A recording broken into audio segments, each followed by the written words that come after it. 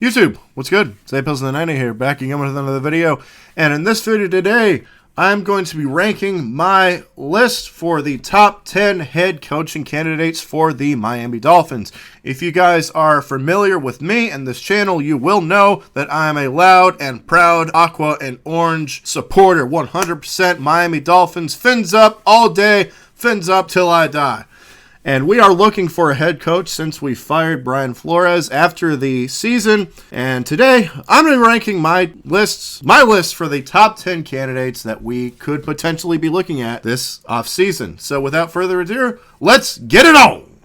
Number 10. Starting this list off at number 10, we have the current Dolphins defensive coordinator in Josh Boyer.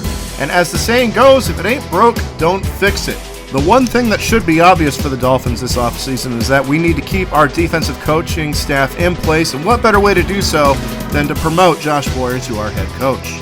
Keeping him could make a lot of sense. Miami's defense was one of the league's top units over the second half of the season, and the idea of combining that with a much improved offense sounds very, very, very enticing. And that's why the current defensive coordinator for the Miami Dolphins, Josh Boyer, is my number 10. Coming in at number 9, we have an absolute wild card, and that, of course, being Thomas Brown, the current running backs coach and assistant head coach in Los Angeles for the Rams. He's a former Georgia and NFL running back, and a lot of people in the league compare him to a young Mike Tomlin. He's only 35 years old. But he does have a history of success working with an elite backfield when he was the assistant head coach at the University of Georgia that consisted of both Nick Chubb and Sony Michel. He may be familiar with you Hurricanes fans as he was the offensive coordinator for 3 seasons. He led UM's backs to almost 2,500 yards and 25 touchdowns in 2018, and most of their success that year in 2018 was running the ball. In coming to the NFL, he also helped revitalize Sony Michel's career following his trade to the Los Angeles Rams. And that is a big contrast with Brian Flores, who has dedicated no draft picks earlier than the second round or no significant cap space to the running back position. He doesn't follow the offensive guru trend of a couple guys we'll mention later, but has made players around him better and seems to follow the leader of men role. His lack of experience in major roles is a bit concerning, but he is quickly rising up the ranks of potential candidates, and that is why he is my number 9. Coming in at number 8, we got Captain Khakis himself. That's right, we got Jim Harbaugh, who is the current head coach of the Michigan Wolverines. Now this one comes with a couple pros and cons. The pros, of course, being Stephen Ross, being a Michigan graduate, could make this an enticing proposition. He's tried to lure him in the past when he did so in 2010, so there's no reason why he wouldn't try it again. So for Harbaugh, he might be wise to leave Michigan while the getting out is good. Harbaugh is a proven success in the NFL, leading the San Francisco 49ers to the Super Bowl during the 2012 season. Now, the cons, obviously, are that he could be the most overrated candidate mentioned in the coaching carousel rumor mill. Aside from Michigan's playoff appearance this season, the Wolverines have largely underachieved through his first 7 years at his alma mater. Stephen Ross has already said that he is not going to be the person who takes Jim Harbaugh away from Michigan, but words don't mean much when it comes to football and money. Am I right, Nick Saban? Number 7. Coming in at number 7, we have the current defensive coordinator for the Buffalo Bills, that being Leslie Frazier. And Frazier, like 2 other defensive candidates we will mention later on, leads another turnover-centric unit. Buffalo is 3rd in turnovers this year, along with being 1st in yards allowed. Their ability to pressure the quarterback while holding up the back end has been very impressive, and Leslie Frazier's scheme has been a large part of that. However, like other candidates, Frazier has struggled as a head coach. In 4 years in Minnesota with the Vikings, he went 21, 32, and 1, appearing in the playoffs once in 2012. Although his most recent head coaching job was nearly a decade ago, his scheme and defense proves that he can be ready to be a head coach this time around. Another potential benefactor with bringing in Leslie Frazier is he could be bringing some of his Buffalo assistants, and that will be huge. And his defensive prowess could be able to replicate the success of our former head coach, Brian Flores. And that is why I have Leslie Frazier as my number 7. Number 6. Coming in at number 6, we have a former Dolphins defensive coordinator and the current defensive coordinator for the Arizona Cardinals, that being Vance Joseph. Now, he was the defensive coordinator back in 2016 under Adam Gase before taking a job in Denver as the head coach. Another scheme predicated on opportunistic stops, Arizona ranked 7th in turnovers this year, and with a more healthy unit last year, they finished 4th in sacks. Joseph clearly knows how to lead a strong defense, but struggles have shown under the role of head coach. Joseph went 11-21 as the lead man in Denver with an offensive unit that struggled to find consistency that was similar to our former head coach Brian Flores. Another comparison between the two is that they also weren't as opportunistic in their final season, with Denver only managing to snag 5 interceptions. Inconsistency is a clear issue with Joseph's scheme, but it definitely looks better in Arizona, making it understandable as to why Miami might look to give him another shot. And that's why Vance Joseph is my number 6. Number 5. Coming in at number 5, we have the current defensive coordinator for the Dallas Cowboys, that being Dan Quinn. Now, Dan Quinn has led an opportunistic Cowboys defense similar to Flores' in Miami.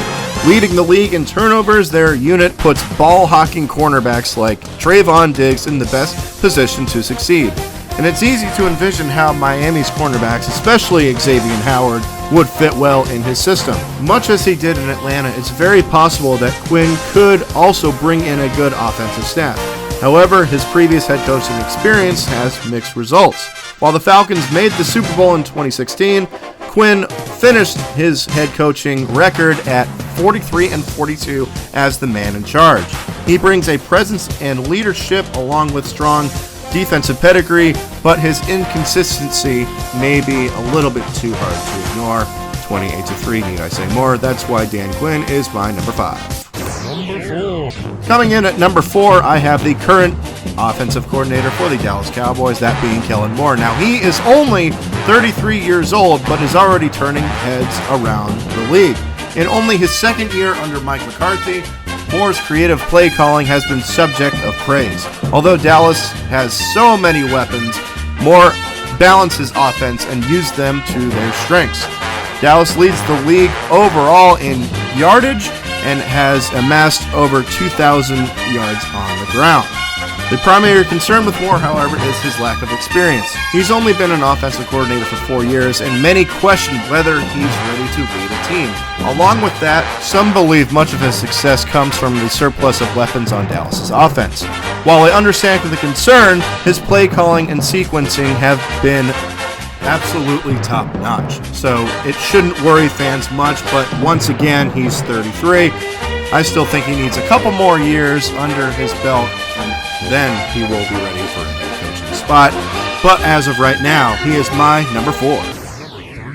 Coming in at number 3, we have the current favorite to land the job, that being offensive coordinator for the Buffalo Bills, Brian DeBall.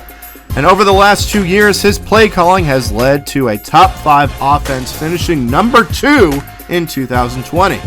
However, his most impressive achievement has been his role in the development of Josh Allen.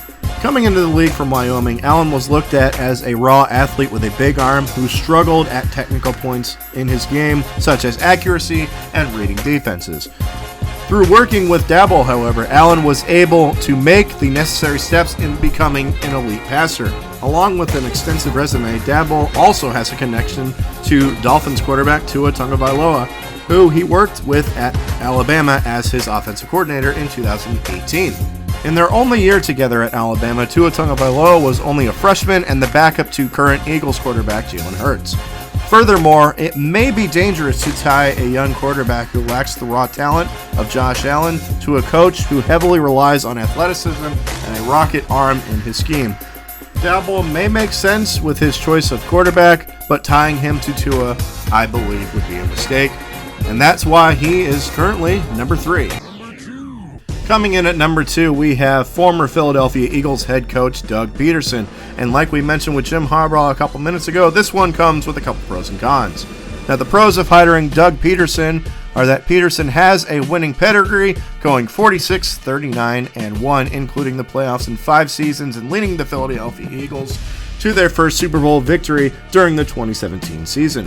Pederson, who was a backup quarterback for the Miami Dolphins from 1992 until 1995, he has helped Carson Wentz, and he set a franchise record with most touchdown passes in a season with 33, and then coached Super Bowl 52 MVP Nick Foles throughout the playoffs, culminating with a 41-33 victory over Tom Brady and the Patriots. Now, the cons. He has been out of football for a year since being fired by the Eagles last January. He's also a hot candidate for the Jaguars and the Minnesota Vikings, so if he's looking to soak up some Florida sunshine, he'd have his choice of destination. I believe this would help Tua so much, and I believe that he is the right person for the job, but he's not number 1. He is currently number 2. It's number 1. And coming in at number 1, the person who I believe will get the job and is my pick to get the job, that being Mike McDaniel of the San Francisco 49ers. Now, McDaniel and head coach Kyle Shanahan have constructed one of the most intricate rushing schemes in the NFL. Their use of mixed direction in their zone-heavy run scheme has made them one of the league's most productive offensive units. The most exciting part of San Francisco's scheme, however, might be the use of wide receiver Deebo Samuel. Samuel has moved all over the field, being productive as a receiver while also effective on the ground. Imagine him doing that with Jalen Waddle. Oh, baby, that sounds amazing. Now, like Kellen Moore, his lack of experience is of some concern, but in a different way. Although he has been around the league since 2005, he has never called plays. He has, however, been a major part of constructing the game plan and sequencing per Shanahan and his players. Miami is the only team to request an interview for McDaniel so far, so it will be interesting to see how he fares against the other candidates. I mean, after this alone, he won me over. Mike, what is it about Deebo? Who?